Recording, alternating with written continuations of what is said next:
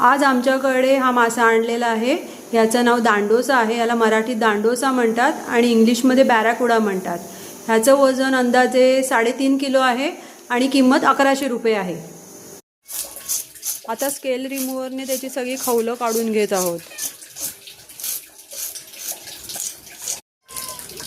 माशाचं डोकं कापून घेतलेलं आहे आणि आमची सगळी चिल्ली पिल्ली जमलेली आहे तिथे। हा मासा असा मधोमध कट करून घेतात।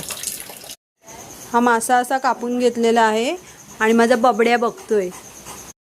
अशी माशाची बोटी करून घेत आहोत।